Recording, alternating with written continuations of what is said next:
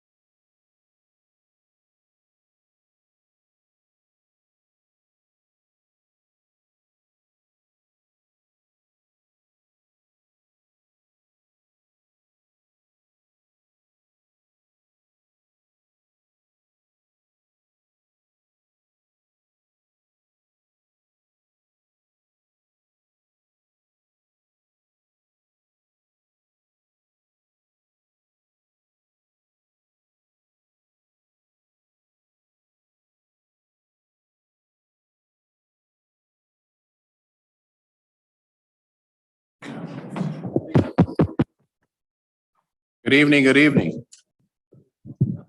Hopefully everybody is doing okay. Good to see everybody back here today with us on this special session. Before I call the meeting to order, I want to announce that we have individuals attending remotely as well as on site. All participants joining by phone should mute their phones when not speaking to avoid background noise. During the meeting, please make sure that you announce yourself by name and title every time you speak, so the public that is participating knows who is speaking and who is not. This is critical given the number of remote participants and is current guidance from the Kansas Attorney General's office. I'm now going to call this meeting to order, and I'll ask the clerk to announce the meeting and to give the roll call, please. Good evening. You are hereby notified that I have called a special session of the Unified Government of Wyandotte County, Kansas City, Kansas, to be conducted in a hybrid format on Thursday, June 16th, 2022, at 5 p.m. in the 5th floor conference room of the Municipal Office Building for a budget workshop, immediately followed by an executive session regarding labor, litigation, and personnel. Roll call. McKiernan. Here. Ramirez. Here. Johnson. Kane. Here. Markley. Here. Dyke. Here. Davis. Here. Bynum. Here. Burrows. Here. Townsend. Here. Garner. Here. Thank you. Our special session this evening is the budget workshop, and I'll turn it over to our intern county administrator, Ms. Cheryl Harrison Lee, and she can proceed with the meeting from there. Interim County Administrator Cheryl Harrison Lee. Good evening, Mayor and members of the commission. In front of you is the agenda for tonight's budget workshop. First, we will have Ed O'Malley and Tina Khan with the Kansas Leadership Center presenting their findings from the interviews and subsequent meetings with you after the facilitated session they conducted. We'll then have our Strategic Communications Director, Ashley Hand, and Michael Peterson from Budget present the community's feedback from the budget from the Doc Talks, as well as the budget simulator. But the main topic for tonight is hearing from you all, what your budget priorities are for 2023. Once we have agreement, we can move forward with building the budget. So we'll spend a significant amount of time getting your feedback and engaging you in an exercise that will get your feedback on some additional guiding principles. Lastly, we will close with a few outstanding follow-up items from Public Works. At this time, I'll turn it over to Mr. O'Malley so that he can begin his readout from the Kansas Leadership Center report. Thank you, Ed O'Malley with the Kansas Leadership Center based here in Wichita, Kansas. Thank you, Interim County Administrator, for the opportunity to be with you all tonight, with the mayor and the commission. I have a colleague with me, Tina Khan, who many of you met back on March 24th and also helped conduct a number of those interviews. So Tina is with me here as well. I want to start off by saying that I really appreciate the setup to the evening. You're starting with Tina and me reviewing this report that we have submitted to the county administrator. Really, it's a conversation about you as a body, about what you care about, and about how you work together. Next, you're diving into some community feedback, and that I've seen the slides from that work. It seems like a fabulous set of town hall meetings to give you information about what the community cares about, and then you'll tie it all together tonight around consensus, perhaps around budget priorities. My presentation will be brief, and I'll share the report that I've submitted. I assume you all have this in front of you. I'll just have this up while I share a few of the highlights as we go through the conversation, and happy to stand for questions here in just a little bit.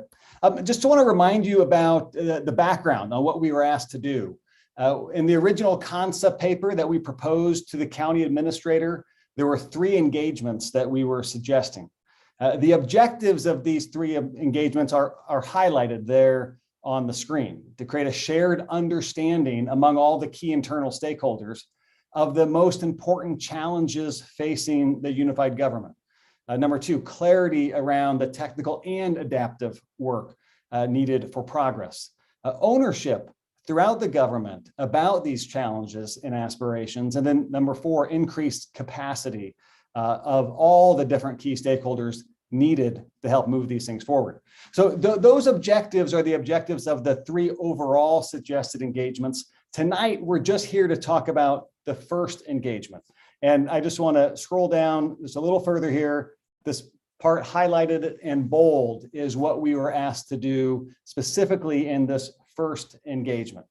It was really a diagnostic exercise designed to help the mayor, the commission, the county administrator diagnose your collective challenges and aspirations. Our work consisted of a truncated retreat experience back on March 24th, followed up by one-on-one interviews with the mayor and each of the commissioners. I know how busy you all are, and I want to say up front how much I appreciate you taking the time to visit with Tina and myself to explore some of these questions and to help inform what we have to present with you this evening. This is, before I get into sharing what we learned, I do want to convey that this is not an exhaustive report. It was a very limited engagement, and it is designed to be helpful for you now, and also designed to inform these next engagements should the county administrator and KLC and the unified government decide to move forward with these other 2 engagements, which I'll be happy to mention later on here in the short presentation. So let me just jump to what we learned. Reflecting on March 24th, let me start with there. That was the time we were together that evening. And I'm just going to scroll down to a few things to highlight here. One of the things that stood out to me was that there aren't many disagreements when it comes to concerns and aspirations. I think that's really good news. The challenge doesn't seem to be what to focus on, it's how to focus on it, how to work together to focus on it. I think that's good news. One of the things we talked about that night that you might remember is this question about what makes progress so hard. And I just want to highlight this paragraph of the report for just a moment. Our work and research have found that the best leadership focuses not on the presenting concern or aspiration, but on the issues, dynamics that make progress hard on that concern or aspiration. Another way of describing it is that those who exercise leadership effectively tend to focus on the problem behind the problem. So our diagnostic effort was really trying to uncover, if you will, like what are the challenges behind the challenges, and even maybe the challenges behind those. So you all in this conversation highlighted a number of things. I do want to mention 2 that stood out to me, these last two bullets that are highlighted here. So what makes progress hard on the things that are your highest priorities. What you all mentioned was a number of things, but these two stood out to me. A lack of shared vision among staff, the elected body, and in the community. There are a lot of silos there, is what you all said. And competing and conflicting priorities. These two, to me, go hand in hand. So that stood out as maybe one of the challenges behind the challenge. Let's jump to the follow-up interviews. Again, thank you for your time during these interviews. I know you are all incredibly busy. We asked each of you the same questions. We first just asked for your reflections on the March 24th retreat. We then asked what's important to you, what issues, opportunities, et cetera, are important to you as the mayor or as a commissioner. We then asked, how well does the elected body work together to accomplish big things like those you've mentioned? And finally, we asked, how confident are you that progress can be made on the things that are most important to you? So that was the approach, and you all participated in those. We might have asked some follow-up questions as well, but in general, we had those big open-ended questions, and we listened, we took lots of notes, try to hear what you were feeling, what you were thinking. A few things stood out. Number one, there are some clear policy issues that almost everybody brought up. Tax relief, infrastructure improvement, and improvement of quality, improving the quality of basic services. Those policy issues came up virtually from everyone. So it's an example of there doesn't seem to be a massive discrepancy about what to focus on.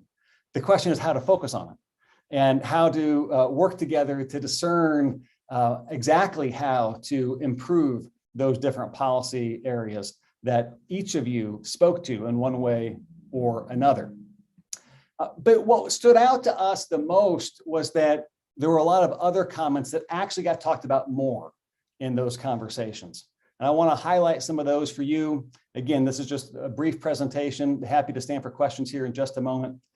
These themes came up even more than those policy issues. And to us, these are critical for you to be thinking about as you go into trying to find consensus around the budget. The first theme that emerged often was a concern about approaches to communication, organization, and process. Several people said that a lack of communication is inhibiting progress. Folks are concerned. You all are concerned about the ability to work together to make progress on the things that you all seem to care a lot about. So that this idea that attention to process, attention to communication feels critical. It seems like there's a desire for more time as a collective conversing about the big picture, about hopes and aspirations, and working together towards collaborative solutions. That came up from virtually everyone. There's a concern about retaining your best staff. That came up often.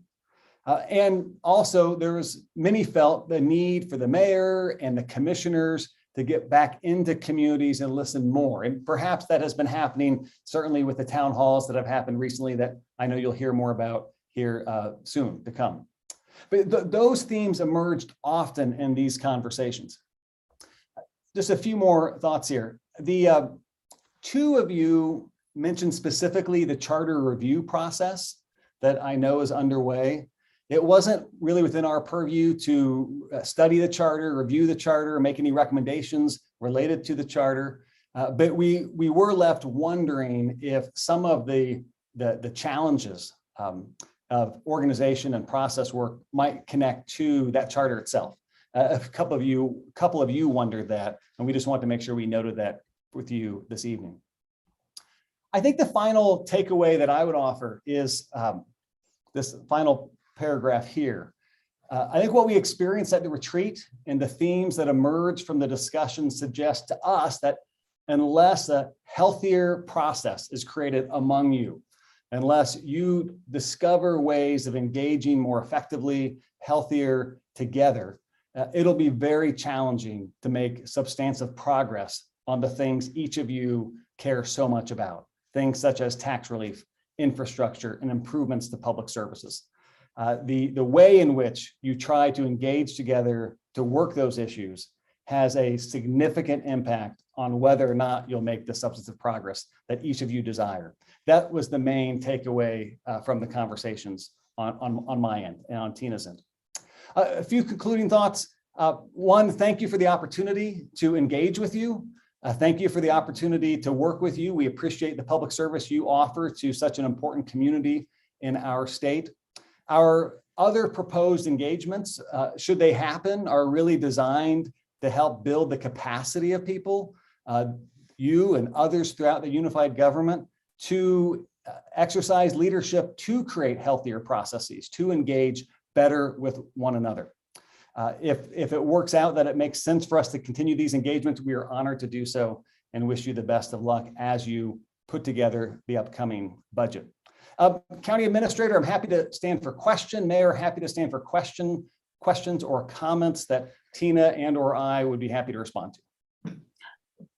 Okay, thank you, Mr. O'Malley. Before we move to the next part, questions that we need to direct to Mr. O'Malley.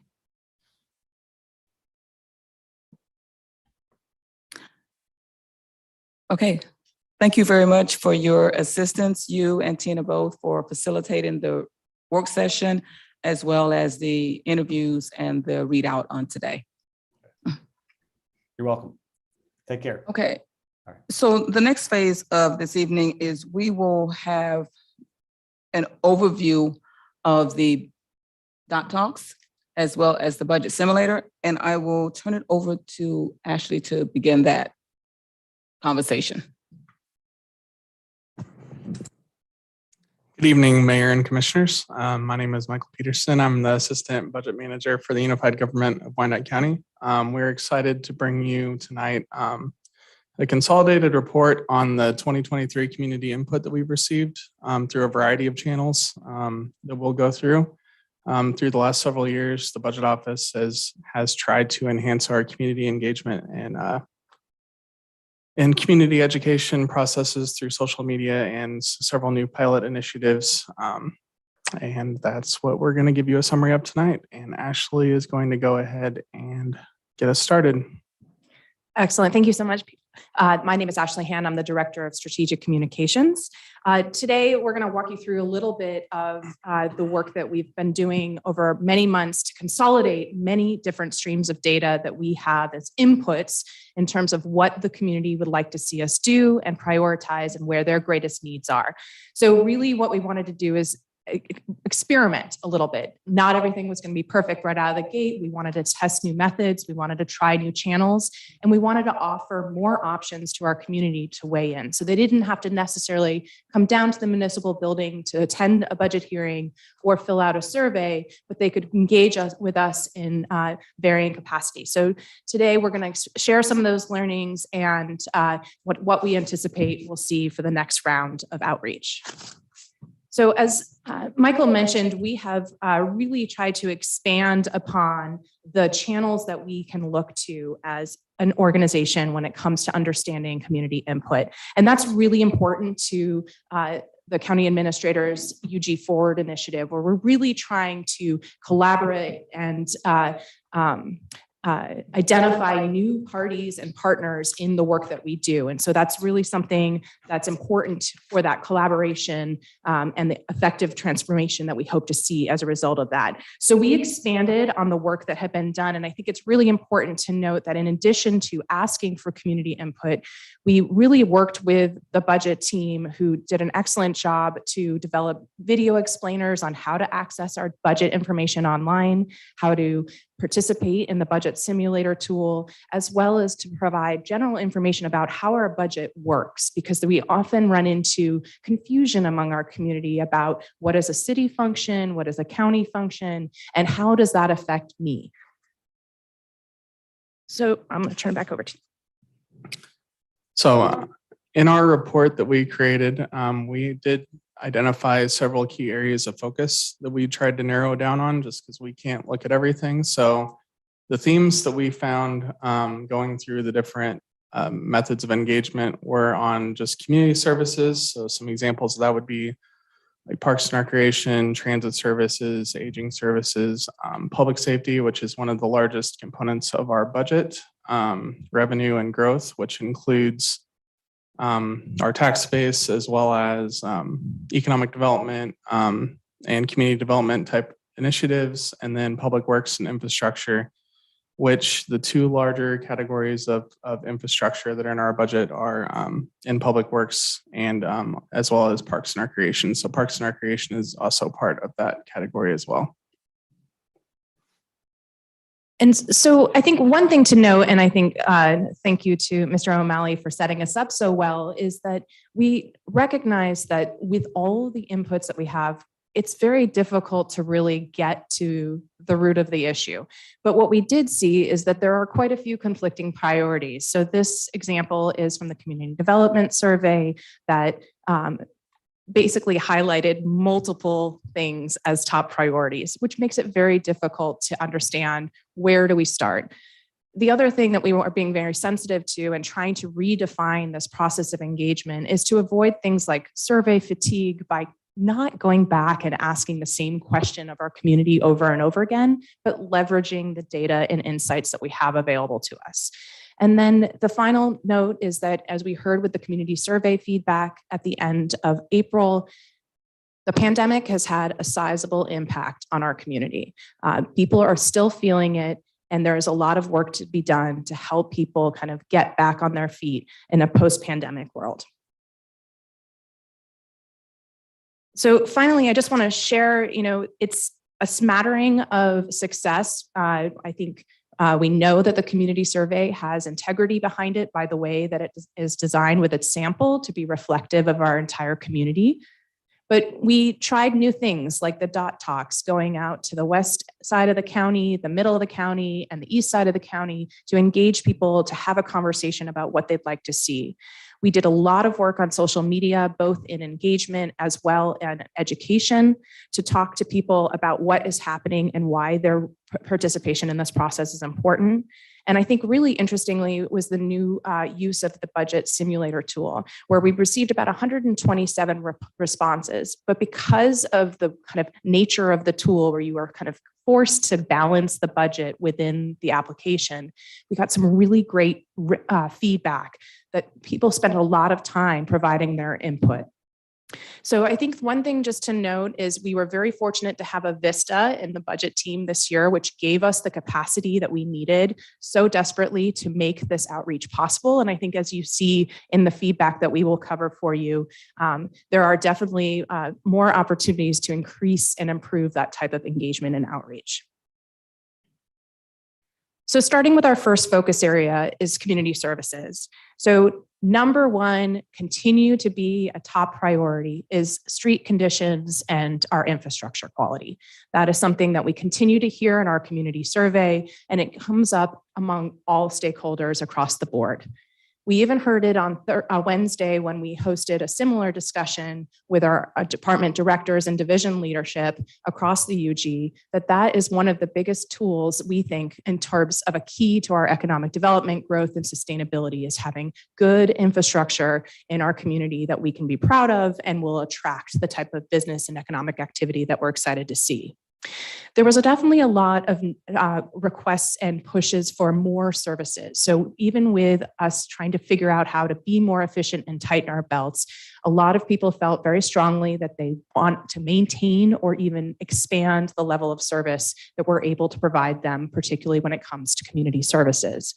And with the impacts of the pandemic, things like mental health and public health remain very important, but affordable housing and affordable utilities were also top priorities.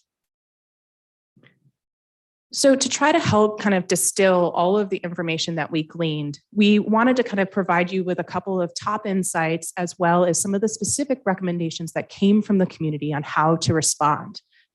So reducing blight and improving access to our public amenities, whether it is the type of amenity, whether you're looking for senior services or youth activities, the cost of those services and the location of them, making sure that people have relatively equitable access across the county to services was something that was very important.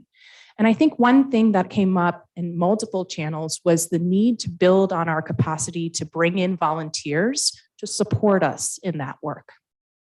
So the couple community ideas that came out of these conversations was to really focus on mapping our community assets so that we can understand where there may be disproportionate access or lack of access across the county to different types of services. And that would also be an opportunity to do a better job of coordinating with Bonner Springs and Edwardsville on the services that we offer as a county to these communities, but also coordinate with the efforts and the services that are available within those respective cities as well.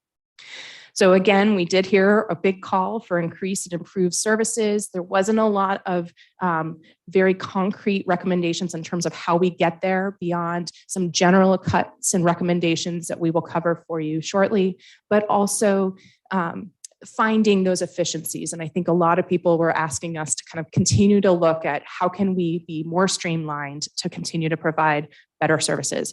I think there's a big challenge when it comes to what that actually means and how do we operationalize that type of input when you consider kind of the current state. And then finally, the progress that was made by the unified government over the course of the pandemic to move more services online was greatly appreciated by the community. And certainly there was a call for even more online access to City Hall. Moving to the next focus area, which is public safety. Generally, across the board, communities have seen a decrease in community satisfaction and public safety. However, we had very high levels of satisfaction for fire and EMS within this category. And so the priorities that kind of came out of the community survey were really focused on our appearance as a community, as well as the community policing and presence, as well as issues, things like animal control and things like that. So I think what we also heard from the DOT talks was really about making sure that, you know, we look at how we spend public safety dollars and maybe looking to those community services that are preventative, that get out ahead of those issues, whether it's mental health or different programs that we can work towards as a community and providing better access to reallocate those funds. So there was a lot of encouragement to look more closely at that bucket of money and where it's going and how it's being spent, and finding better ways to measure the return on investment for those dollars, so that if we could kind of distribute them to community services and kind of more preventative actions, they would like to see that. So that is ultimately the key insight I think we got out of public safety. We definitely heard loud and clear the desire to invest in prevention, and we certainly have seen some really interesting collaboration out of the unified government, whether it's public health and KCKPD partnering together on the violence prevention dashboard or other examples. So we know that there's certainly a movement in the way that we work already that aligns to those calls for action and prevention. There was also a request for a diversity officer, and you may recall we did have a proposed and unfunded position for something like that in our HR last year. And this was really about addressing some of the implicit bias and some of the feelings of lack of quality customer service because of systemic racism and just feeling not welcome. And so there was a real desire to see that dynamic and that culture change. And then finally, those measures of success, wanting to be holding ourselves accountable to how the money is being spent and really standing up a mechanism to allow us to track that.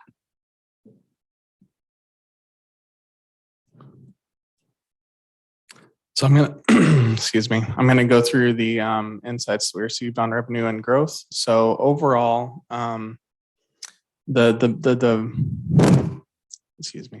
Overall, the main insight that we got here is that there is a desire to look at taxes. There is a desire to lower taxes, and at the least, there's a desire to not add additional taxes at this time, and to find efficiencies to support the initiatives that we currently have or that we want to fund throughout the UG. So something to note, while the 2022 community survey did not directly address the tax rates, satisfaction with property tax administration was one of the higher priority areas that was sought to be addressed. And so we need to explore a little bit more on what that exactly means. And then DOT talks, for the DOT talks, there is a desire to find revenue streams through development, and economic development opportunities.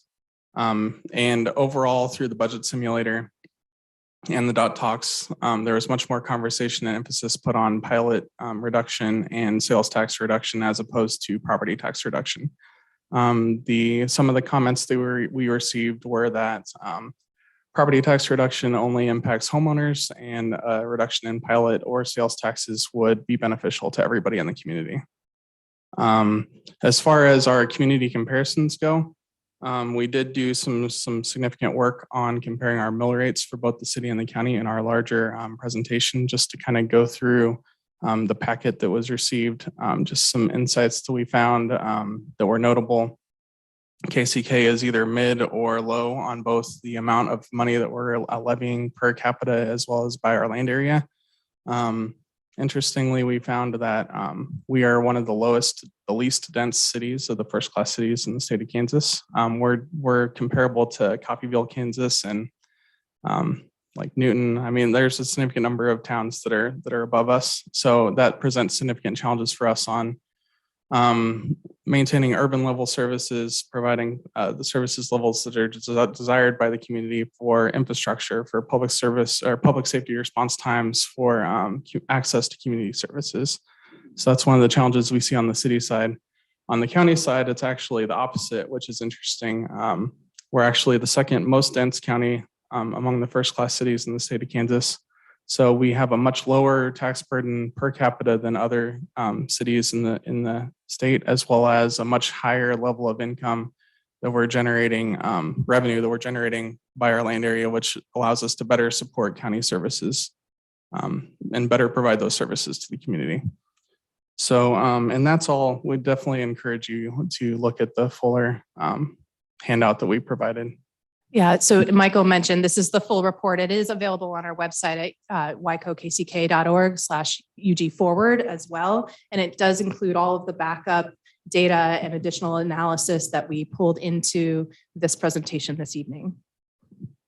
And overall, there was about a 3% reduction on the budget simulator for tax revenue from the public.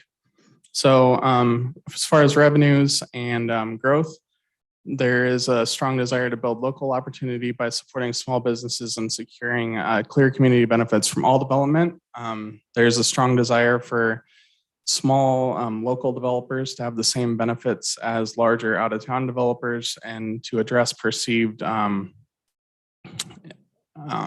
inequities between different levels of business, large business, small business, the Northeast, the West. So just making sure that we're being equitable in our development and in our economic incentives. So some of the key insights are that we need to streamline our services and identify efficiencies to provide for future growth in areas that we want to grow in.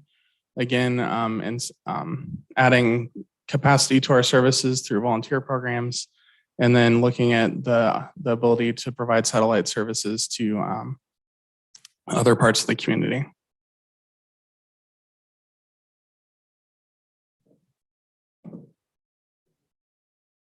Yeah, go ahead. Go ahead. Chuck Stites, District 7. Hey, you had said, if you would repeat it, you said the mill levy reduction, people said a mill levy reduction only affected resident. They were more interested in, do you remember what you said there? The engagement, the feedback that we got from certain parts of the community were that they were more interested. Certain parts. Certain, I guess, components of so all the different avenues of engagement that we did. So overall. Okay. So some of the feedback was that participants were more interested in pilot or sales tax reduction as opposed to property tax reduction, because there's the perception that property tax reduction would not get passed on to rental properties or to everybody in the community. Gotcha. Thank you. Mm-hmm. Yep. Now to go on to public works and infrastructure. So as Ashley already mentioned, this is the #1 priority on the community survey. So we already know that street infrastructure is something that we need to add significant funding for. The emphasis in this category is just to be able to sustain and maintain what we already have, as well as to add additional investment in the quality and availability of park services. So one of the things that's notable in the community comparisons that were done, we pulled some information from the regional benchmarking initiative that was that is occurring through the Mid-America Regional Council. And even though we have one of the highest amounts of paved infrastructure per miles per 1,000 population, we have one of the lowest amounts of FTEs that are actually supporting that same infrastructure. So just another example of the funding that's needed to go towards additional infrastructure.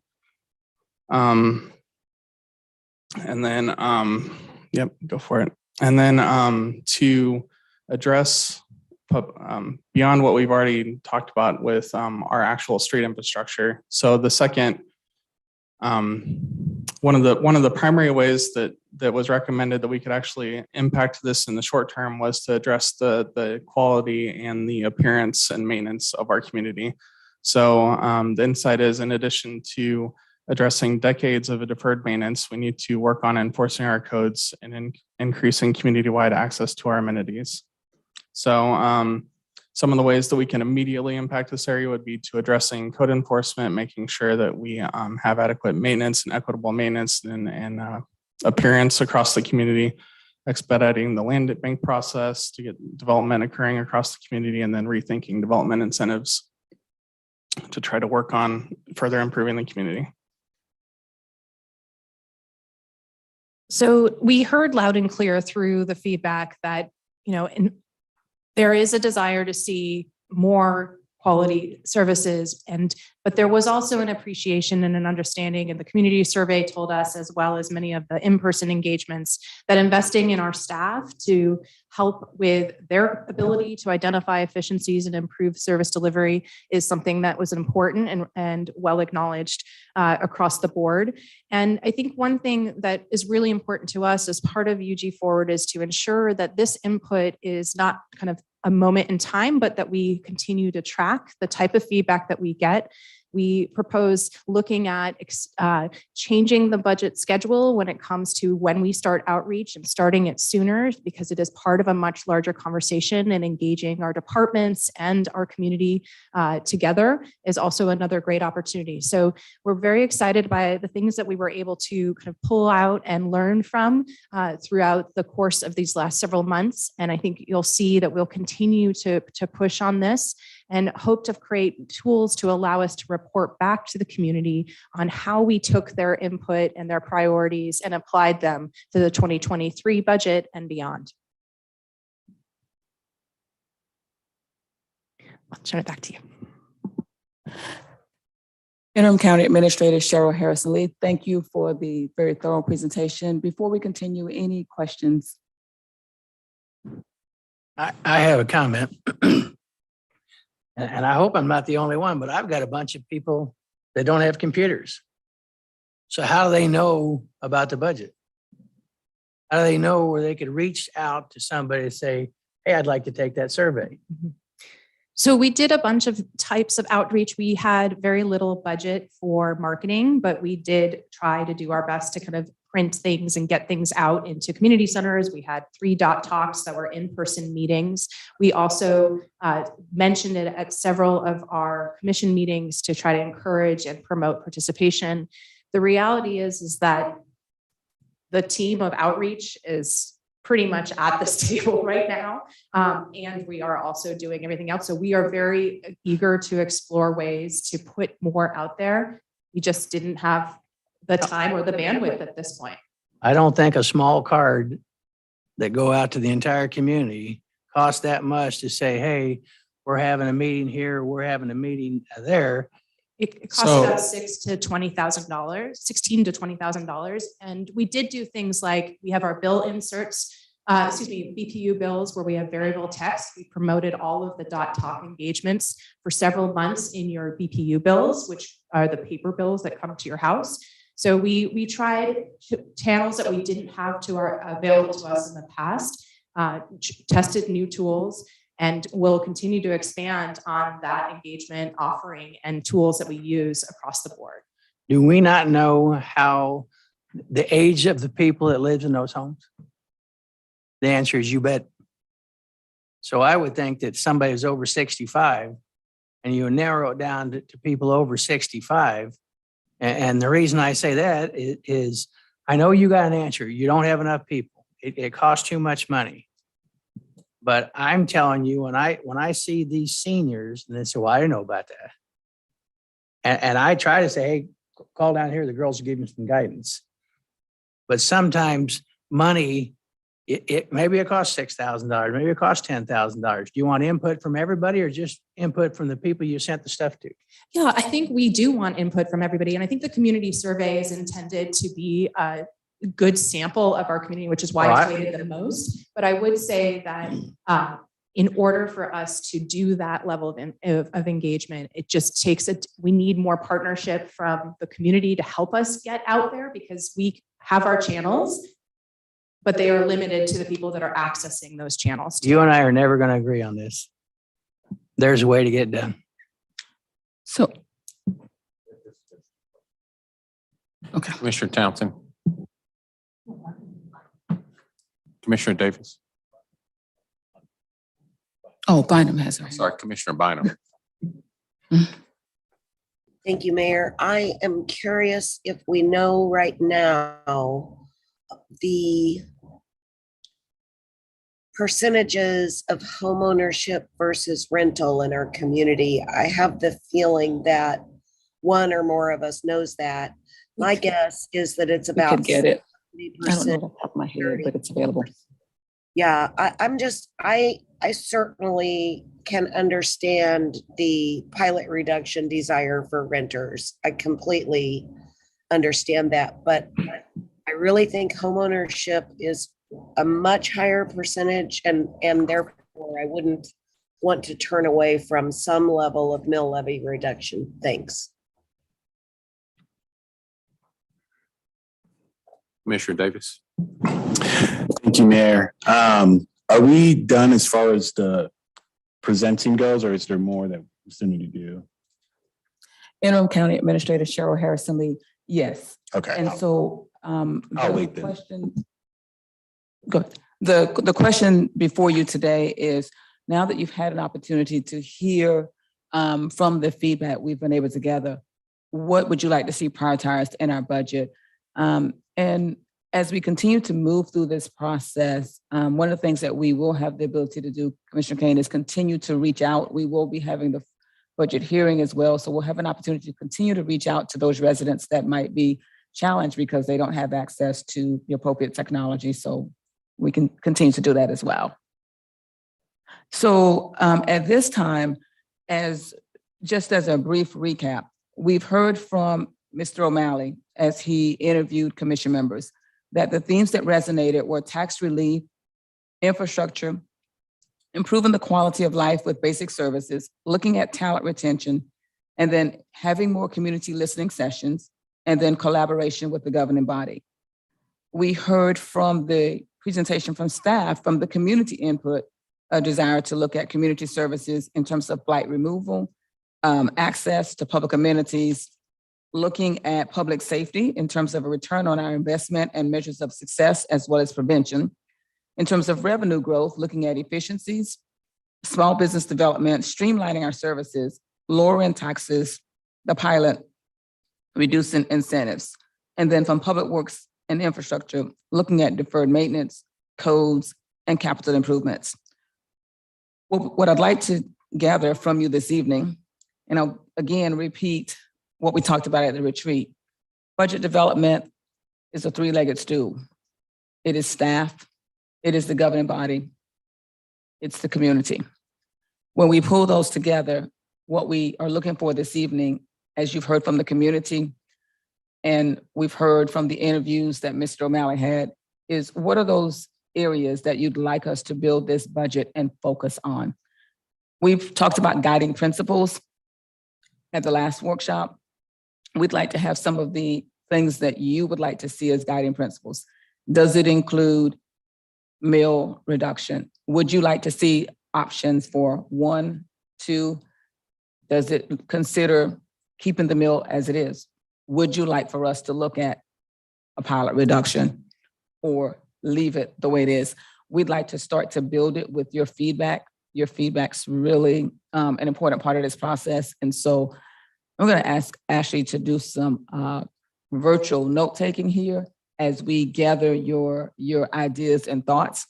It's a very different way instead of the flip chart method. We're going to gather your input here so that it's visible to you. Yes, Commissioner Kane. I would like the county and the city mill, if we lowered it this much, or if we lowered it that much, there were not very good options. I didn't like that. What do you call that? Okay. That was a joke to me. But because you can only adjust it so much. So, you know, we need to see, all right, can we do it this much or this much, and how it would affect us? And then the same thing with the pilot. I think everybody wants to lower on all three spots. But I'd like to know incrementally what it would be and how much it would cost. I'd also like to know how much more money we collected since the real estate taxes went up, and to see how much money there is to move the money from one spot to the other.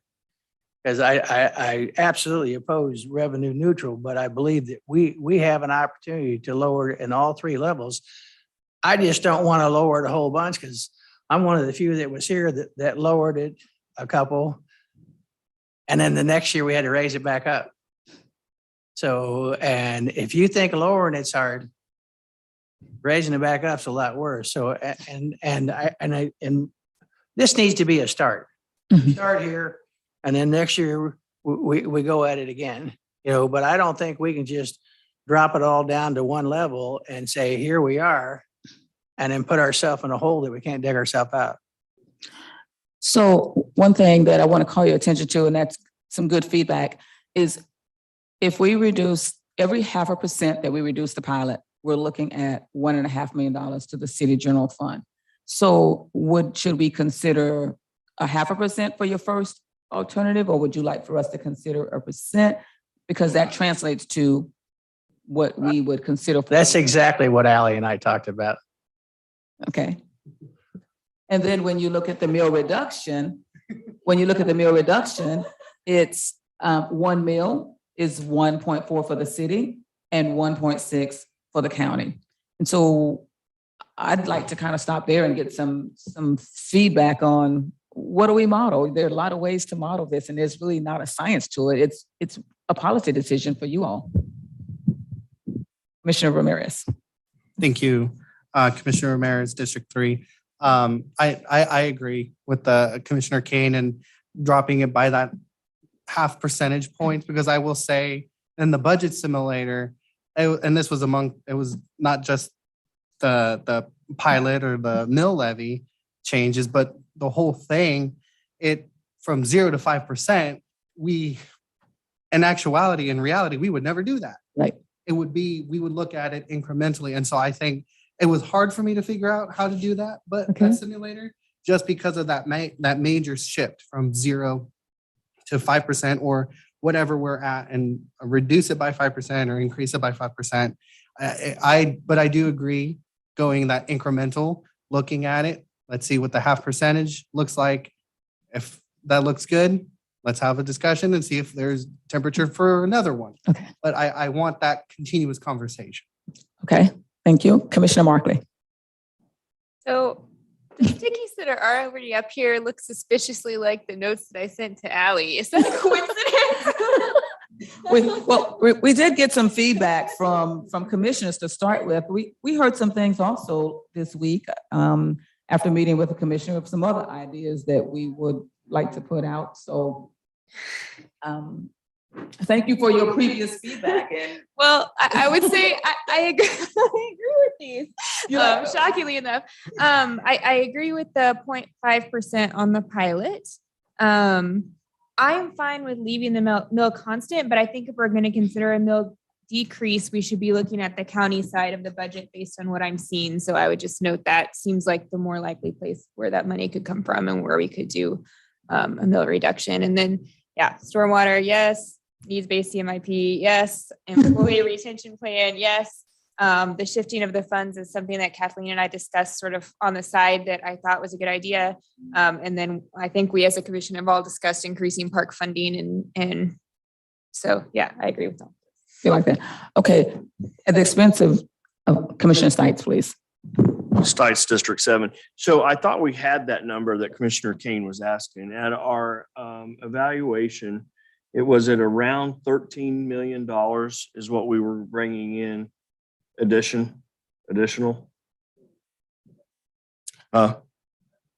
No, for Limit. our appraised values, the amount that we were bringing in for property tax was, I thought, was around $13 million, which, if I'm not mistaken, when the mayor first initially started the budget, it equated to about like an 8 mil reduction. Does that sound about right? Or Kathleen is here to recap that. Kathleen, do you want to recap the slide that you showed that if we were at revenue neutral, the amount of mills and the dollar amount for that, please? Yeah, the clerk, this is Kathleen Von Atch, the CFO.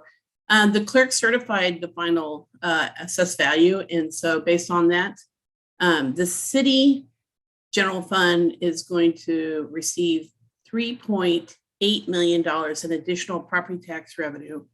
And the county will be receiving $6.2 million in additional property tax revenue. And Parks and Recreation's consolidated fund is getting about $300,000. Okay, Commissioner McKiernan. Thank you.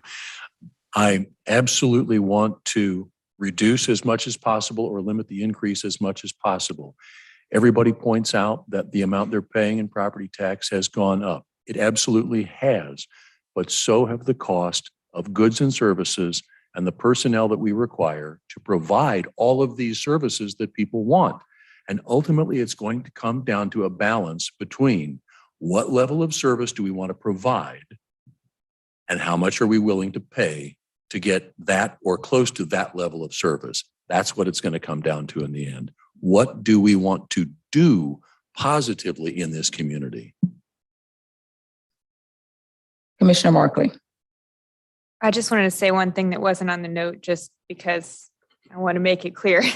Blight is still a huge priority of mine, and it's obviously a huge priority for the community as well. So, you know, we sort of talk about community services in sort of a squishy way, but I think that's still a huge priority for quality of life across the entire county and every single district. And it's something we need to continue to fund, and work on.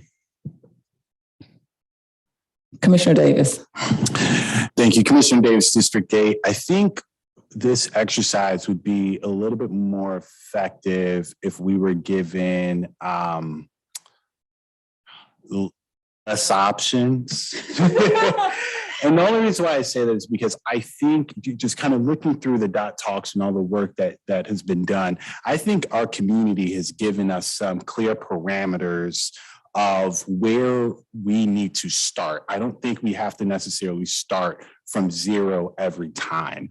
I think if we had some sort of a poll or something where, as commissioners, and this is just me talking, we need to look at maybe top 3 priorities of where we want to spend, and then top 3 priorities of where we want to reduce. Because that's the other part about this is if we are saying less revenue and more spending, right? Think about a home budget, you're going to be in trouble. So we have to at some point have a conversation about spending. And maybe the best way to do that is to let the community survey and community feedback guide that conversation with the options that folks gave us on where we would have the a community will and the political will to reduce spending so that we can fund these particular priorities. While I have the mic, I will also just give my priorities in no particular order. Absolutely, we need to pay our UG employees. We need to be competitive. COVID was very, very tough on our employees. And so I'm absolutely for that because any program, any service is going to require people. And so we absolutely need to do that. Infrastructure maintenance, absolutely, for our roads, for our bridges, for potholes, absolutely. And then for tax reduction, my perspective wouldn't even be a half, it would be a quarter cut. And it would be a quarter cut every year. That way, after 4 years, after 5 years, after 6 years, we can make significant progress where we're not having to deal with, as what Commissioner Mike said, right? Put ourselves in a very difficult situation where we've cut too much and now we have to add more points back on the board. While I do have the mic, I'll also add some other UG departments that I think need some more love and I think correspond with community priorities. And so our parks, absolutely. Code enforcement, absolutely. Absolutely for code enforcement. Animal services, they do not get enough love at all. Don't even have enough love for dog food. And so absolutely. Health department. And then I'm also going to throw livable neighborhoods in here because I believe that if we give more funding to livable neighborhoods and empower our neighborhood leaders, they actually can be the solutions to their own problem, but they need to be well-resourced to do so. Thank you so much. Okay, Commissioner Johnson. Thank you, interim administrators. Harold Johnson, Commissioner of the 4th District. I think the 0.5% reduction on the pilot is a good faith effort from the UG to our community that has been demanding, quite frankly, that we give some attention to the pilot. So the $1.5 million adjustment that it presents doesn't necessarily scare me too much. And I like all of the different thoughts that are here. What I don't see is how, and I guess we'll see later, how these particular decisions impact our fund balance.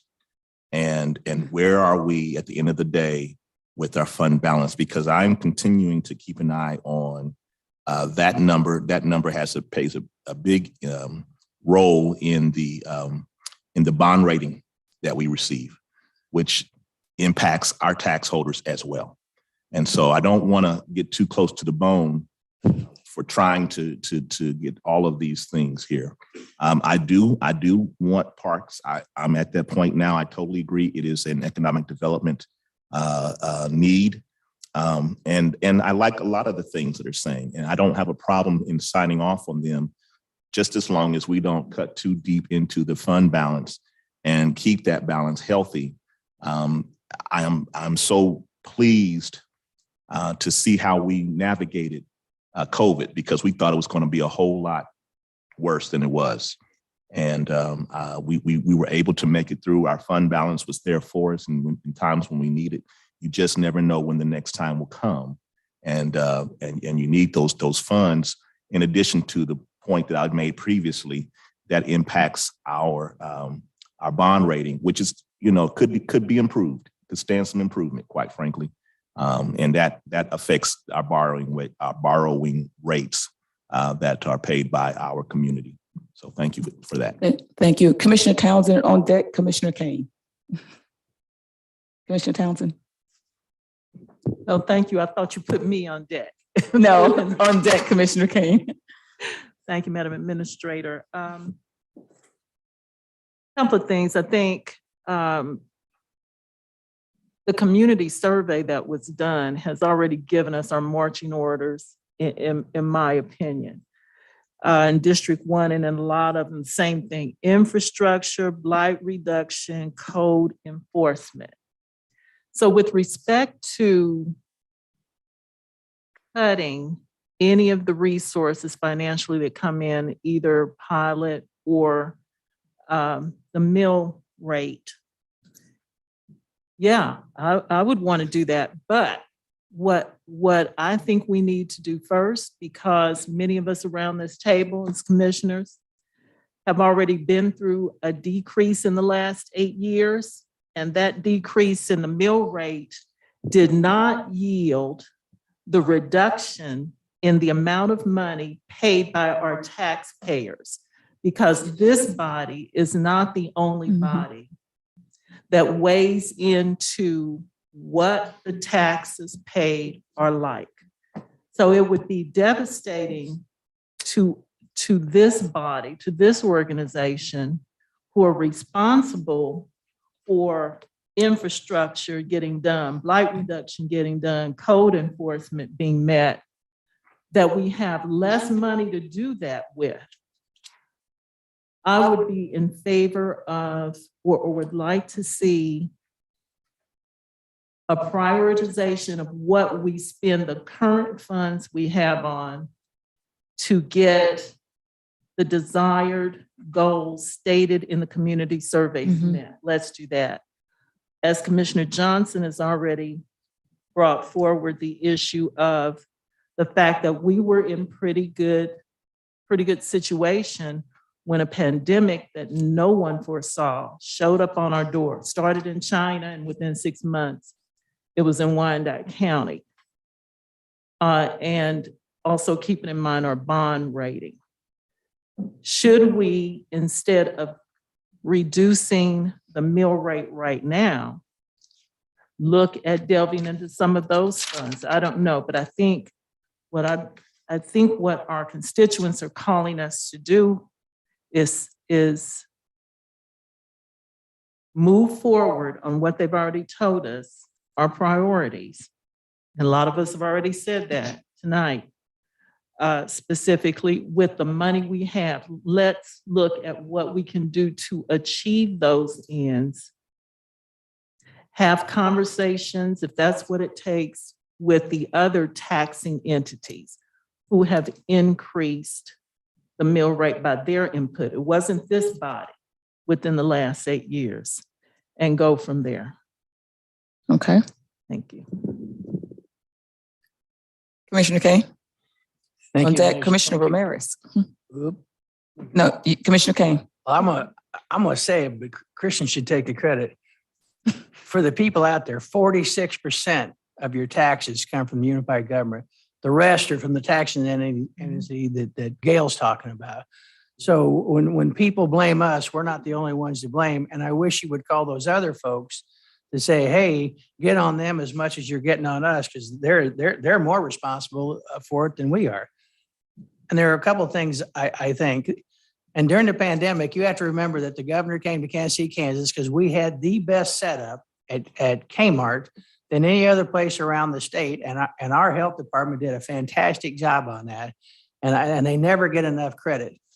And you know, I was at the lake for work this week, and the going rate at McDonald's is $16.80 some odd cents an hour.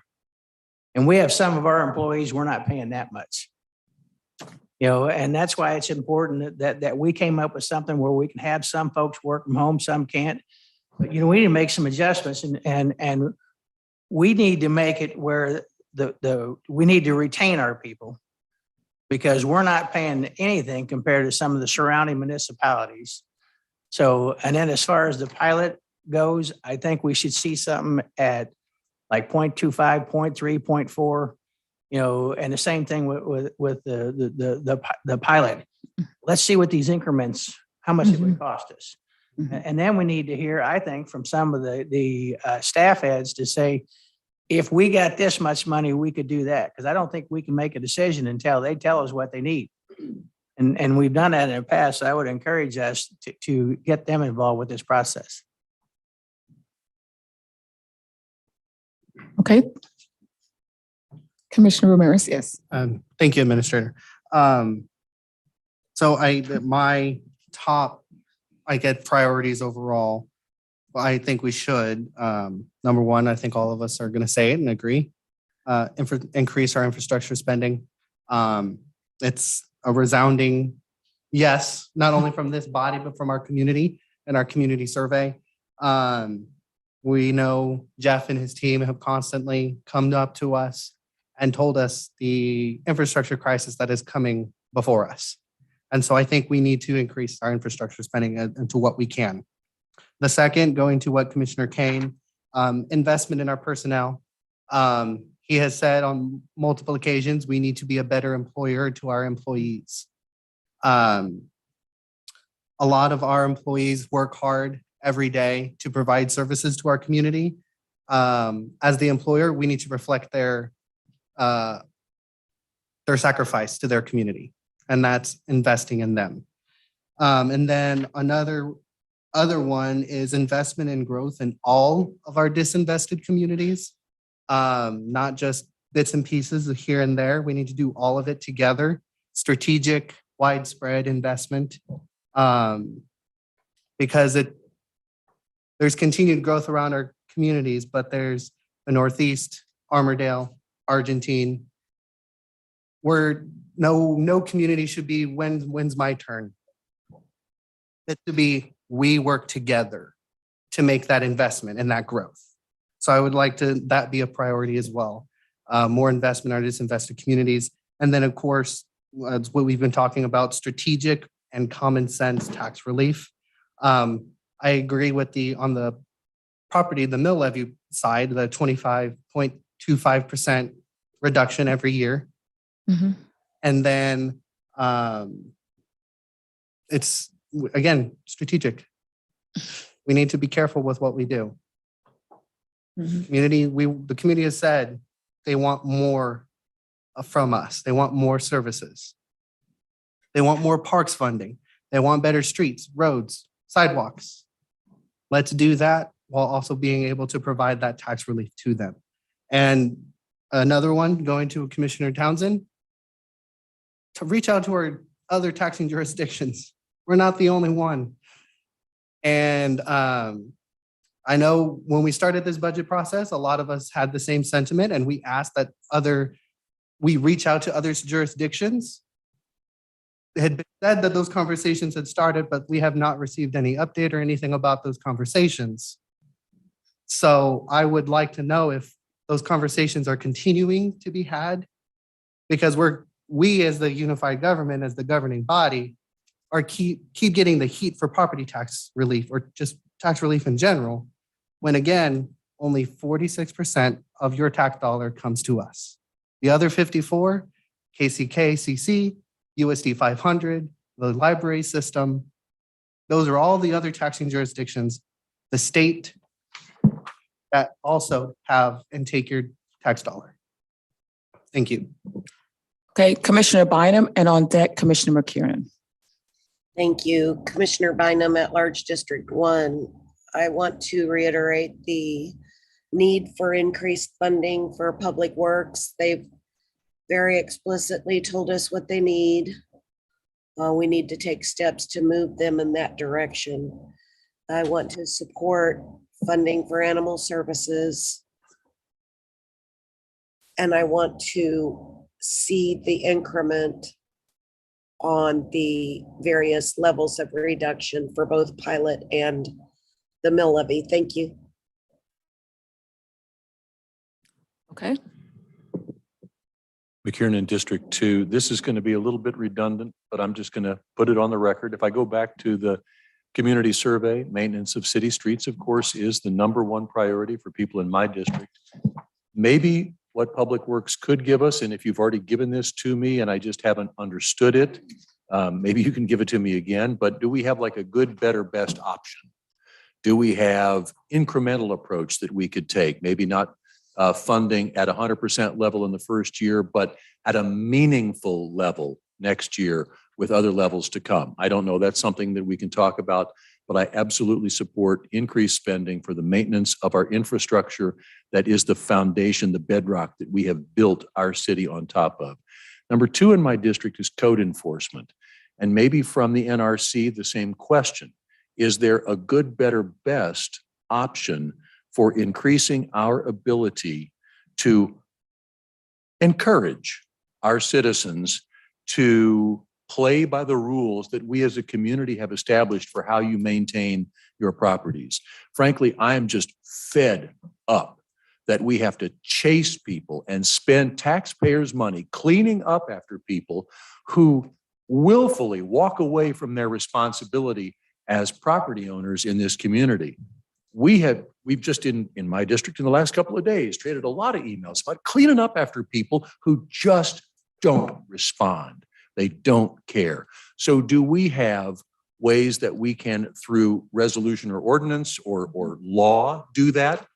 But also, what's it going to take in terms of putting resources toward keeping that up? Because certainly the people who live around that deadbeat property didn't do anything to cause it, but they suffer the negative effects of it at their property. And we all suffer the negative effects of it on our collective desirability of a community to live in. Another thing that we need to look at, and it's kind of a code enforcement, and maybe it's a parks thing, but we own 4,000 land bank lots. And right now, we don't have the resources to keep up with our own properties. In some cases, our own properties violate codes as bad or worse than privately owned properties. We cannot allow that to happen. So how do we find the ability to take care of our properties so that we set the standard? We are the model that everybody should aspire to be. I get it. There's a lot of properties out there, but maybe we look at some policy revisions that turn over some of those vacant parcels to nearby neighbors who would be more than happy to care for them, and in many cases have been caring for them for years and years and years. Let's make it official and just do that. I look at police services. I want to hear a good, better, best from our police department as well. I'm hearing from a lot of people in my district that they're very concerned about increasing the presence of our police force because they are very concerned that there is an increased presence of people who are up to no good, people who are lowering quality of life in the neighborhood. And to counter that, they're asking me, can we put more police on the streets? I guess my question would be for the police department, can we? And knowing that we're already, I'm pretty sure we're not at our sworn strength in terms of police. And so it's not only a question of money, it's a question of strategy and policy and recruitment and how we can get those people, even if we fund the positions. And then I'll stop with fourth, and that is with parks and recreation facilities. Commissioner Burrows and I met with a bunch of high school students today who are here on a summer-long project, and I forget the specifics of it, but we were asking what would make life better in your neighborhood.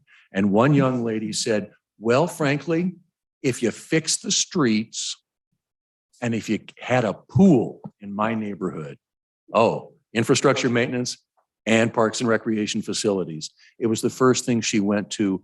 Let's see what we can do in that regard. Thank you.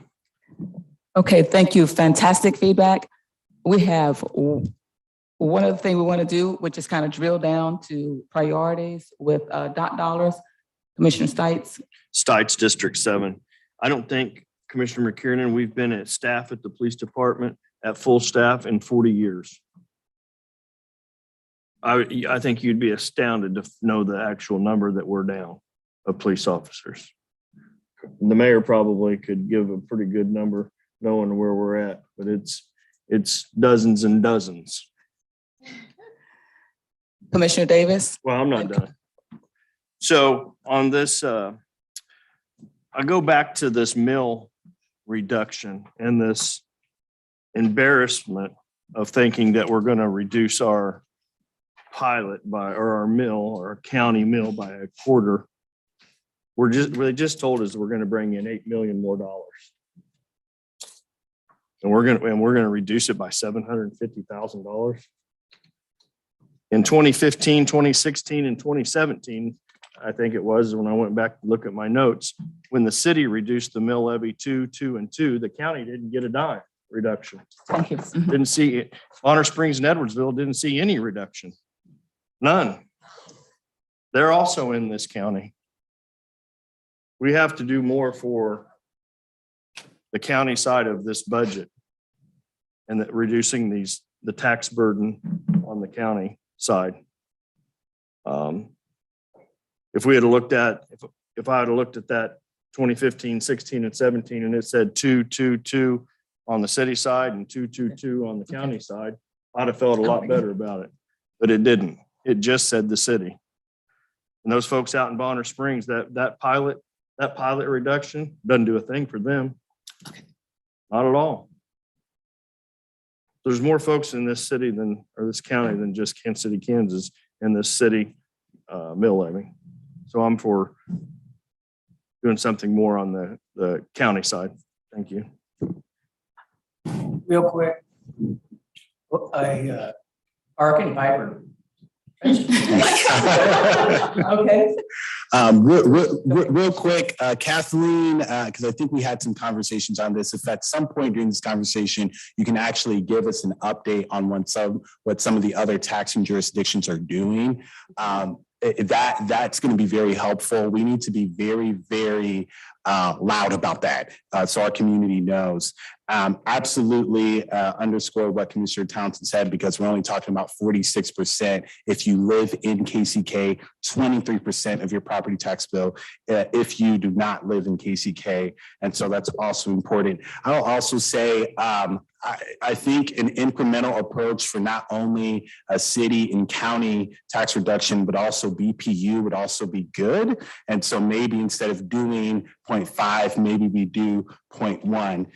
The last thing I will say is we still have to make key decisions on where we're going to find new revenue, where we are going to spend. If we can get some sort of a budget, or at least a baseline of our commitments that we've already made, thinking about union contracts, cost of doing business as well. That way we have an understanding of where we're at. That would be also beneficial to this process. Thank you. Okay, thank you very much. Before we get to the sheet that you've been provided, Commissioner Johnson, I saw your hand. I'll make it very quick. Okay. Thank you so much. I want to double down. We need to share in the reduction with our other taxing jurisdictions. But I also want to say to this body, there is no quick fix. When we make a decision, there is a lag in terms of the effects of that. So Commissioner Stites can speak to the effects of those two and two on the counties or the city side, because he has that data. And so when we make decisions this year, we have to understand that it will be another year or two before we see the results of those things. So we need to be mindful of that. And I would say conservative. Thank you. Okay, thank you. At this time, I'm going to give it back to our strategic communications director so we can talk about what you just received on your. Thank you, Ms. Harrison Lee. Ashley Hand, Director of Strategic Communications. So in front of you is a worksheet, and Commissioner Bynum, I apologize you are not here in person to be able to play with the printed money that we created here, the dot dollars. But what this represents is $100 is 100% of our general fund, and this is the consolidated general fund. And what we have outlined here for you is our current apportionment of that general fund across different functions of our organization. So public safety, public works, community services, administration, judicial services, and other programs, which includes things like the Convention and Visitors Bureau, county fair, things like that. So what we're asking you to do this evening is take those $100 and look at these different categories across our budget and basically try to align what you would like to see that general fund breakdown to look like. And we'll have about 10 minutes to let you do that. I'm ready to go. You're ready to go. You've already done yours. All right. And then we'll have everybody kind of share what they've done.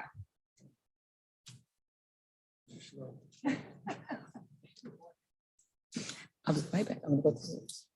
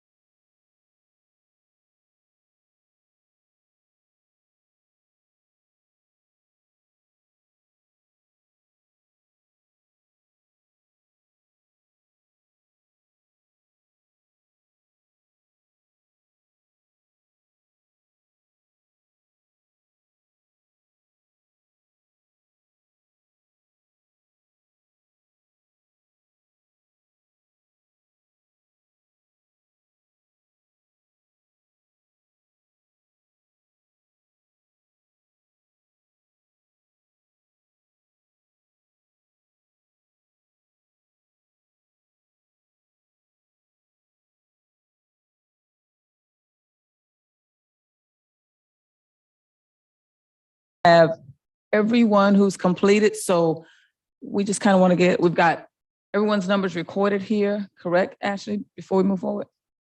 Ally, we've got it. Okay. So if we can just get, Ashley, are you ready to kind of get us? Okay. If we can just get a readout with all of the priorities, we'll start here with you, Commissioner Ramirez, and just kind of go around and get your readout. Oh, yes, Commissioner McKernan. Could she just total them and give us the totals rather than? going Absolutely, around the we can do table? that. In fact, what we'll do, in the essence of time, we'll let her total, and we will move to a brief update on the stormwater and CMIP, and then that will give them an opportunity to do that. Okay, so we'll start with stormwater from our public works staff. Yes, I would like that.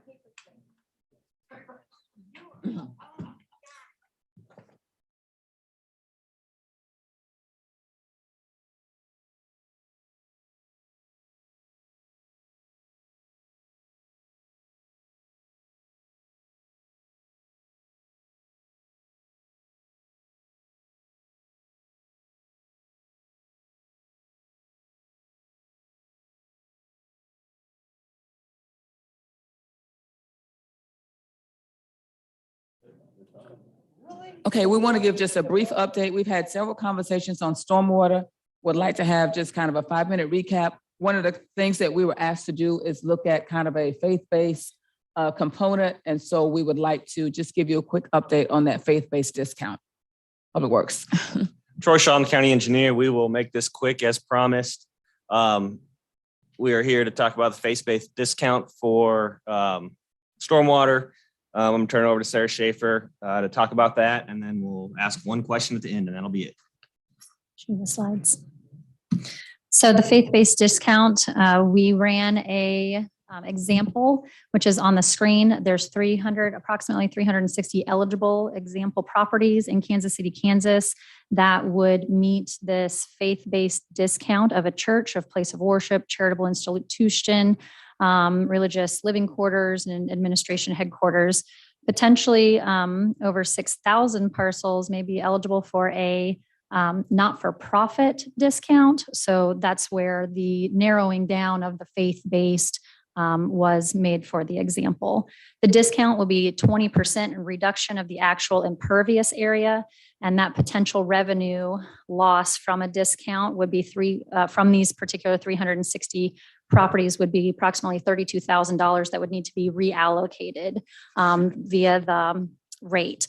So the next slide is our comparison. So this is just in 2024, which is our proposed installation of this particular impervious rate impervious rate. So you can see that the differences there, which we listed in the delta per the 500 square feet, and then how it would impact those various sizes of hard surfaces throughout our community, ranging in 5 cents to $20 per bill. So told you to be quick. So really all we're looking for now is just discussion and like your thoughts on whether we should pursue this moving forward when we start talking about the rate in the future. So any input you have or questions would be great to hear. Okay. Commissioner Davis. Yeah, I'll be fast. So just to get some clarity, nonprofits also qualify for this discount? They do not. The way we've proposed it is just faith-based organizations. It's what the calculations we show, that's what that covers. Oh boy, I thought the genesis of this was to see if nonprofits, and I know schools were also included as well as churches. I'm not sure about this, but thank you. You want this? Commissioner Johnson, and then the question would be, is the direction that you would like consideration to expand what we have? Commissioner Johnson first. Johnson, 4th District, yes, I support it. Commissioner Markley. I support it as well. And my concern about expanding it to other entities is for every dollar we are discounting something, the rest of the taxpayers have to bear that burden. So I support the faith-based exemption, but I don't know we'd have to look a lot closer, I think, if we wanted to expand it. Commissioner Burrows. Thank you, Commissioner Burrows, at-large District 2. I oppose it. If you use it, you pay for it. That's what we are in this community to do. We provide services. And if we're going to ask people to invest, we should all invest. I'm opposed to the not-for-profits getting a discount. I'm opposed to faith-based communities getting a discount. It's invested dollars. They're your dollars. They're the public's dollars. They're not our dollars to give away. And so I'm opposed. Commissioner Ramirez. Thank you, Administrator. I'd say I would support it, but I would like us maybe in the future, look at maybe, we're going through the budget, look at scenarios of what an expansion would look like. Not that say we go down that road, but what those scenarios look like. And, that's all I would like to see. But yes, I would overall support the faith-based discount. Commissioner Davis. Thank you. Commissioner Davis, District K, I am concerned about the legality of this, to be quite honest with you all. I don't know if under state statute or Misty, if you can provide, and not to put you on the spot or anything, but I am pretty concerned about that. Can you comment on that? Yes, Misty Brown, Chief Counsel, and I think I'm here to be put on the spot, so thank you for the question. I think what makes everyone kind of pause a little bit is just this general premise of separation of church and state. So it does feel a little bit odd on this. I think the language was intentionally chosen as faith-based. And when I first was approached with it, I was a little worried. I did look into it and I see there is pretty firm precedent across the country of faith-based discounts. We have to just remember it's all faiths that would be included in this. We have to define it properly. It would have to be handled appropriately. So if it's a policy decision this commission wishes to do to provide a discount to faith-based entities, and if we handle it properly, we can defend it. Does that mean somebody they're never going to challenge it? No, but I think we would be in good stead with it. We are in good company across the country.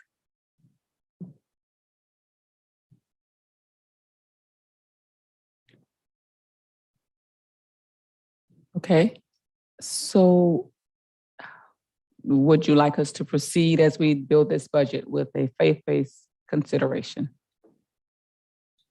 Commissioner Burrows. Thank you, Commissioner Burrows, at-large District 2.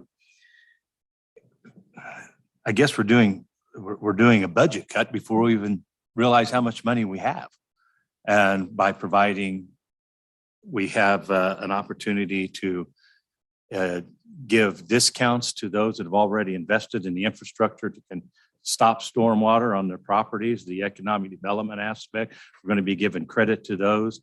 We're going to be now considering not-for-profits or faith-based communities and then not-for-profits. So if we're really that interested in investing in infrastructure, we should invest in infrastructure and then determine the burden and determine how much we want to cut. But to come up with a percentage now and seeing a financial impact before we get started, I just think that's really, I think we're going the wrong direction. That's just me personally. I'm not saying they're not in need at this time, but all we've heard for the last 6-7 months is how important infrastructure is. And now what I'm hearing is let's give away an opportunity so they don't have to pay. They, whoever those organizations or entities may be. Commissioner Stites. Stites District 7, I concur with Commissioner Burrows.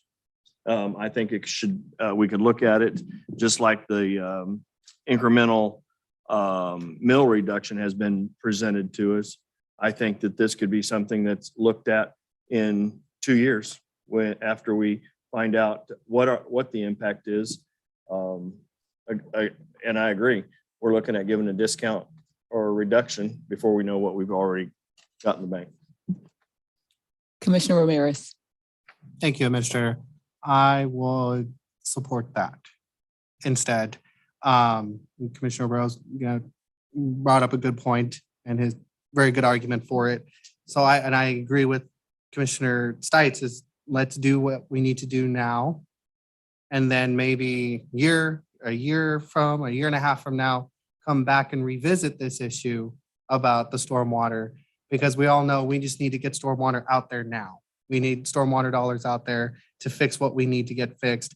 So I think a year, year and a half, 2 years, whatever the timeline we as a body, governing body choose, bring the topic back, look at what stormwater has already, what infrastructure has been fixed, and then just go from there. I think I would support that avenue. Okay, thank you. Commissioner Johnson. Thank you. I'll try to be brief. The thing that I was concerned about when we first talked about stormwater is the fact that besides my local church, I'm thinking that a lot of churches are going to be thrown off when they see this. There's a lot of churches in our community that have a lot of impervious surfaces. And I think there's going to be some, it's going to cause a real reaction through the faith-based community. The reason why I don't have a problem with this because you're talking about a rate reduction of 20%, which equates to $32,000 to the overall budget. And in light of the things that we have been talking about up to this point, that's a very small dent in our budget. And as you said, as I've said before, a lot of our churches are not prepared. I know I'm thinking about my own colleagues and colleagues from other denominations that would be thrown off when they see such an increase to their BPU bill. So, thank you. Okay, just want to make sure we have this correct when we start to build the budget. So just commissioners that would support a faith-based discount, can you just kind of let me, okay. Commissioner Bynum? Okay. Yes, thank you. Those that would. Commissioner Mike Kane, I don't have an opinion one way or the other. Okay. I want a stormwater too. Let's get there. Okay. Whatever we can get a majority around, I am happy. Okay, well, it looks like we have a majority around not, because when I asked for those who would support it if we brought it back, I didn't see a majority. Okay, that's good feedback. Thank you very much. And now we'll go to the CMIP project request process, just a brief update on that. Good evening. Good evening, Commissioners. Robert Anderson, Public Works Asset Manager. I'm just going to briefly review stuff we've already kind of covered, which is a way that anyone can submit a project to the capital project selection process. And I also want to use this as an opportunity to talk about projects versus programs. When you do a program, you touch more people's lives with less money. You have all been talking for the past hour and a half about how you want to reduce taxes, reduce the burden. It also means you're going to reduce the revenues, which means you're going to have to decide what programs get cut. So that means we're going to be able to do less large capital projects, and we need to maintain that focus on programs.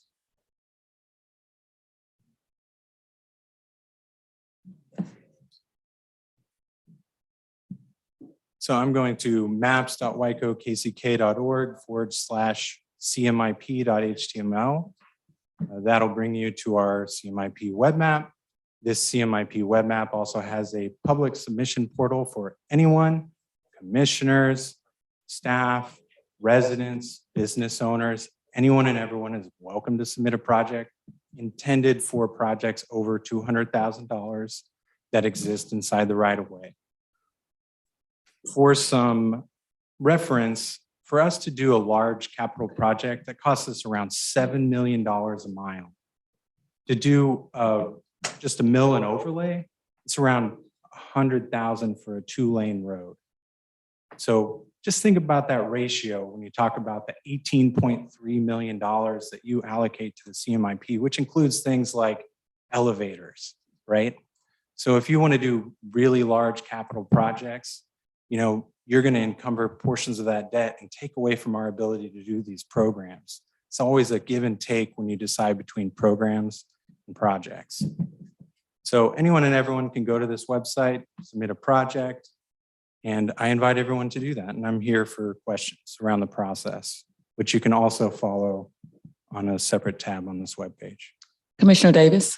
Thank you, and thank you so much for that presentation.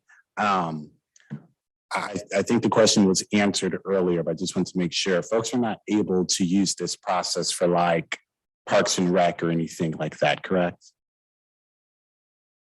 I wouldn't mind entertaining one, but it's not really intended for that. This is mostly more for large capital projects like, you know, redoing a road, things like that, or reconfiguring the alignment of a road. Gotcha. Yeah. Well, I mean, I would suggest that addition because I know that our community members have come before and said, you know, Parks and Rec is a high priority. I think within that conversation, it's not just getting new things, but as many, you know, folks have said this, taking care of what we have. And when we think about infrastructure, I think Parks and Rec can be included in that, as well as other particular, you know, CMIP related things as well. I wonder what it would look like to expand this program to other departments where they also participate in that process. I will say that one of our submissions from the public did include a sidewalk in a park space. So it's not solely isolated in that sense, but we're not talking about putting in a slides or something. Slide, because this is really geared towards this level of analysis, comparing different projects. This spatial analysis is really about how many people are going to be affected, how many vehicles every day would be affected by this improvement. So when we're deciding between, say, this road versus that road, we can use the system that is weighted by the commission and drive the queue. So that way, you know, we can get to each of those projects. And I just want to state that it's public works' view that every street is a project or a potential project. And that's why we should invest in programs. Yeah, thank you. Commissioner Burrows. Thank you, Commissioner Burrows, at-large District 2. Could you repeat those numbers again, please? You said 700,000 a mile. Or 7 million for a reconstruction. 7 million. Like a Leavenworth Road type project. Okay, reconstruction. Mill and overlays around 100, and that would include some other additional improvements, not just the resurfacing. Okay, great. Thank you. I just want to make sure I heard those numbers correctly. That's rough estimates right now. Okay, thank you. We have the results of your prioritization process with the dot dollars. Turn over to the staff, Ashley, Allie.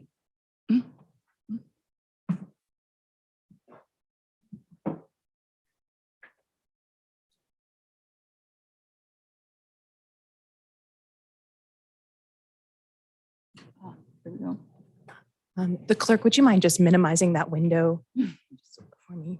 Thank you so much.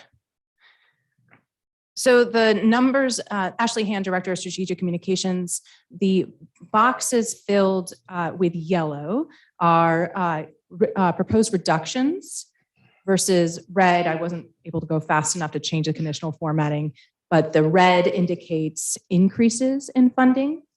So you can see there's a pretty consistent level of increasing across public works and community services.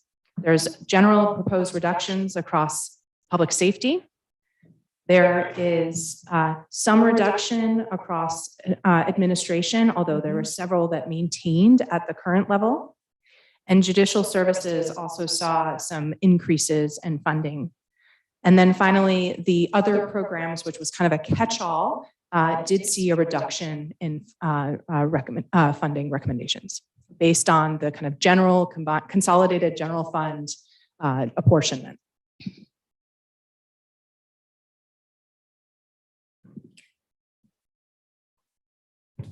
So, thank you. So we clearly hear you. As we build this, you want us to look at services to the community and public works. So we'll be going back and looking at the community survey to see in those areas what they looked at. As we look at the audits to streamline, we'll look at administration. but we will utilize this information to start to build the budget for you. Questions, comments? Commissioner Ramirez. Thank you, Administrator. For mine, the only change I made was a reduction in public safety. I wanted to explain my reasoning for that. It's not in personnel in any way, shape, or form. That was one of the issues I had with the budget simulator. If you try to reduce any type of public safety budget, it was only personnel. It wasn't looking at overspending, unnecessary spending within equipment, what have you. That's besides personnel. That was my reasoning for reducing the public safety, was not personnel wise. It's looking at capital investment and equipment investment, unnecessary spending within those departments, and reallocating that to public works and community services. Commissioner Townsend. Thank you, Madam Administrator. I think the interesting thing about this and seeing the results is that you can clearly discern a trend. And the real question is, are we going to have the political will and guts to make the decisions that reflect the numbers when those times come? So this was really, that's really going to be the bottom line. Commissioner Davis. I think we can do a lot with this, with these numbers. I love data. I think we can get percentages and reduction. We can get percentages and increase. We can get, some averages in there, some medians in there. We can do a lot. I'm talking about statistics for you all. And I did not do that well in statistics, but, I learned something. But all of this to say, and I, been saying it, we have to be decisive, and we have political will behind us. We have political will. This is what the community has asked. I do think it's unfortunate, and maybe we can get Commissioner Bynum's, analysis at some point. Awesome. But we have political will behind us. I think we just got to get it done. But yeah, percentages would be super, super helpful. I think we can correspond that with investment as well. Thank you. Commissioner Burrows, and on deck, Commissioner McKiernan. Thank you. I think this is reflective of, I hope we don't feel that we need to defend our positions on what we do, because we shouldn't be we shouldn't be feeling like we need to defend our positions and our reasoning for this. These are decisions that we're going to make, and we're collectively going to change as a body. And the fact that we want to make sure that it's not personnel, I think that's fine. I didn't look at it as such, but the fact that that subject's been brought up, I would hope that we don't use these as spears on one another while we're going through the budget process, because if you start using them as spears, that means your ox is getting gored, and you don't like that. So if we're going to collectively work through this, I'm looking at some of these numbers, and we're not far off collectively as a body on some of these, but there are some wide differences, and we may have a reason for a reduced budget versus a enhanced budget that are wide apart with one another, but it may be we have not communicated why those differences are there. So don't assume that it's a negative issue. I will just say mine are just standard 5% budget cuts across the board. And that's how I looked at it. And we'll have a chance to look at that. It didn't deal with personnel. It didn't deal with who's favored, who favors this, who favors that. I think it's just part of the process that we learn to respect and learn to know one another a little bit better than what we do now as we start through the budget process. Thank you. Thank you very much. Thank you very much, Mayor and Commissioners, for your feedback. I want to thank you for the opportunity to lead a very strategic and intentional budget session with you all. We as staff are experts in public administration, but you all are the keepers of the vision of the community. So thank you. We will be utilizing this to develop the budget. We'll be bringing you back some more detailed numbers, and we're going to also look at these areas and drill down on what it looks like by area. Mayor, that concludes the budget presentation. I'll turn it back over to you. All right. Thank you, Administrator, and thank you, Commissioners. As promised, today is that day that is coming along this process of budget talks. I didn't want to weigh in too much for obvious reasons, but I wanted the public to hear from you We wanted to really have this robust debate about what's important to you. Again, the people I've talked to, the number 1 and 2 issues are always mill levy or tax reductions, as well as the pilot. And as we go down this road, I think it was mentioned to me by a constituent that when you talk about the valuations that came out, and a lot of people are expected to get tax increases as a result. If you're really talking about what was being proposed, at least for me, was not so much a tax reduction, but to hold the line by basically preventing a tax increase as a result of those valuations and those tax increases. And there's a big, profound difference. Because if you were talking about a tax decrease, not only would you have to cut the taxes where we're at today, but then you would also have to hold the line on a tax increase from the projected revenue stream increases that we know will be coming in, and a few $1 million there. But these type of debates are great. I know they're going to continue. The community has a real interest in this commission's views. The people I've talked to, they really are excited to want to know where you stand on these issues. So these types of debate are really valuable, not just for this body and for staff, but really for the community and those that are watching. As we outline priorities, I think that's really important based on the feedback that you're getting from your constituents in your individual districts. I just ask that as we move forward, just for me, is that whatever we do is community driven.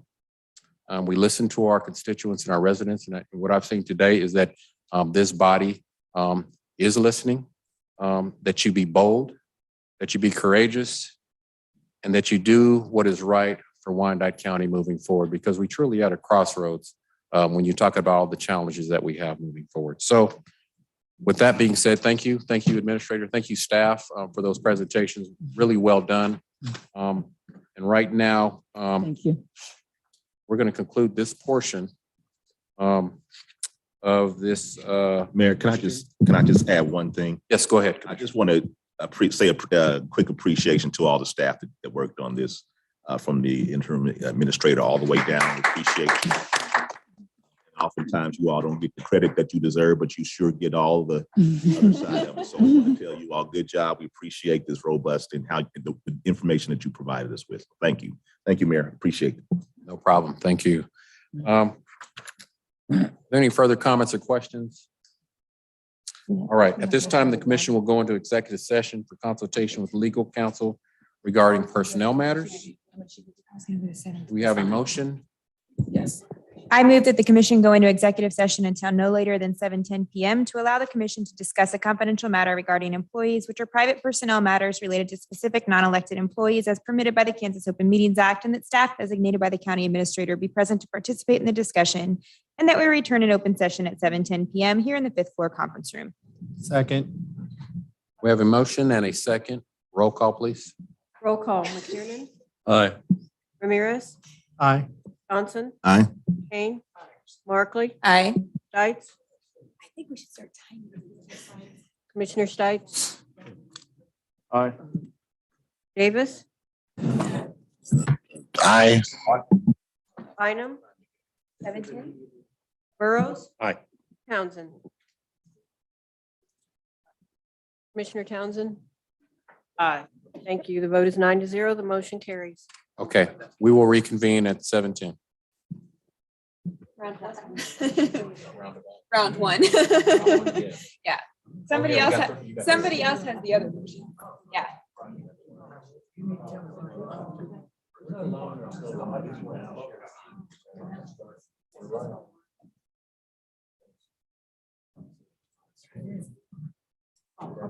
So are we good? Okay. You gotta go. You gotta go. Explain it. We'll get inside. It's gotta come out. That's right. I'll explain it once we start. I just want to make sure.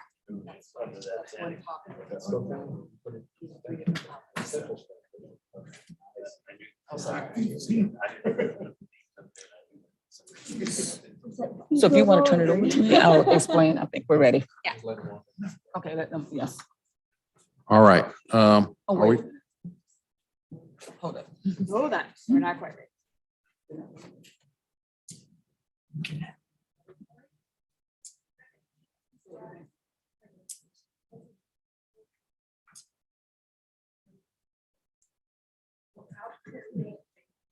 Okay, so if you would turn it over.